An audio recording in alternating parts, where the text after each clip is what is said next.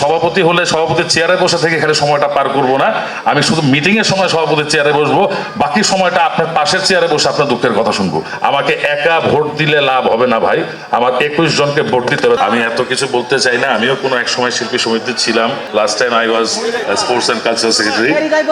So আর তার পরবর্তীতে আমার পেশাগত কারণ এবং বিভিন্ন কারণে আমি শিল্পী সমিতি নির্বাচনে অংশগ্রহণ করতে পারিনি বা করিনি। তো আমি যেটা বলতে চাচ্ছি যে অনেকেই বলেছে যে এগুলো আমি করেছি, আমি কিছু করিনি, সবকিছু আল্লাহ করেছে, আমি ছিলাম উসিলা। আল্লাহ পাক আমাকে সেই রহমত দান করেছিল আপনাদের জন্য কিছু করার জন্য। আমি আপনাদের একজন কর্মী হিসেবেই সেই কাজগুলো করতে চেষ্টা করেছি।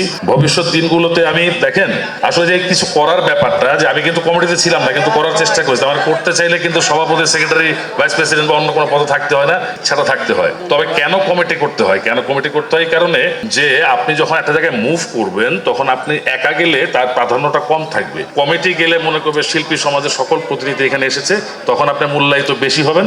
সেই জন্য একটা কমিটি করতে হয়, একটা পদ পদবি নিয়ে যেতে হয়। সো সেই কারণে ইলেকশনে অংশগ্রহণ করা এবং আপনাদের সমর্থন পেলে ইনশাআল্লাহ সেভাবেই আমি এগিয়ে যাব। আমাদের এখানে দেখা গেল জাতীয় চলচ্চিত্র পুরস্কারের যে অনুষ্ঠানটি আয়োজন করা হচ্ছে, সেখানে জাতীয় চলচ্চিত্র পুরস্কার, অথচ আমার চলচ্চিত্রের নৃত্যশিল্পী, নৃত্য পরিচালকদের অগ্রাধিকার না দিয়ে অন্য জায়গা থেকে আনা হচ্ছে, সেটা বন্ধ করা হচ্ছে।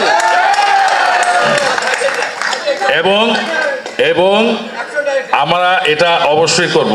আমরা দেখি অনেক চলচ্চিত্র বিদেশে নির্মিত হচ্ছে এবং সেটা বাংলাদেশের চলচ্চিত্র, বাংলাদেশের অর্থ দিয়ে নির্মিত হচ্ছে, কিন্তু সেখানে অ্যাকশন কোরিওগ্রাফিতে আমরা দেখি যে বাইরের কোরিওগ্রাফার নেওয়া হয়, প্লাস বাইরের ফাইট আর্টিস্টও নেওয়া হয়। এই জায়গায় আমার একটা বক্তব্য হচ্ছে, আমার দেশের ফাইট ডিরেক্টর থাকবে, ফাইট আর্টিস্টও থাকবে।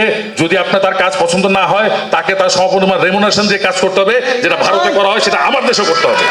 তাকে কাজে না নেন, সমপরিমাণ আমার ফাইটের আর্টিস্ট এবং ফাইট ডিরেক্টর থাকতে হবে এবং তাকে সেই টাকা দিতে হবে, তারা কাজ করা না করা। তৃতীয়ত হচ্ছে, চলচ্চিত্রের সমস্ত সংগঠন থেকে সেন্সরে ছবি জমা দেওয়ার সময় সার্টিফিকেট না হয়, except Bangladesh film artist association. এটাকে বাধ্যতামূলক করতে হবে। সেন্সর বোর্ডে জমা দেওয়ার সময় অবশ্যই আর্টিস্ট অ্যাসোসিয়েশনের ক্লিয়ারেন্স সার্টিফিকেট নিতে হবে।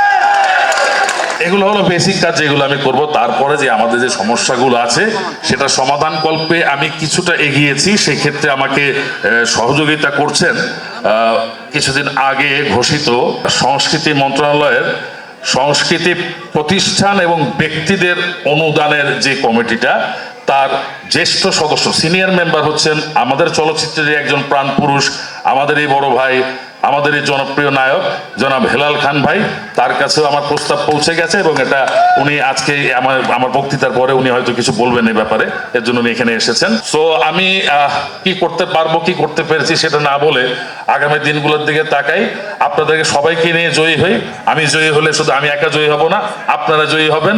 আরেকটা কথা বলি, সভাপতি হলে সভাপতির চেয়ারে বসে থেকে এখানে সময়টা পার করব না, আমি শুধু মিটিং এর সময় সভাপতির চেয়ারে বসবো, বাকি সময়টা আপনার পাশের চেয়ারে বসে আপনার দুঃখের কথা শুনবো। সেই সুযোগটা আমাকে করে দিন। ধন্যবাদ। আমাকে একা ভোট দিলে লাভ হবে না ভাই, আমার 21 জনকে ভোট দিতে হবে। তার মানে একটা ছোট্ট উদাহরণ আমি আপনাদেরকে দিই। আমরা নদী বলতে কিন্তু মুক্ত জলধারাটাকে বুঝি না, নদীর দুটা পার নিয়ে কিন্তু নদী। সো আমি একা কিন্তু শিল্পী সমিতি না, আমার এই 21 জন এবং আপনাদেরকে নিয়ে শিল্পী সমিতি। আপনাদের সবার সমর্থন চাই, আমার 21 জনের জন্য সমর্থন চাই। ধন্যবাদ সবাইকে।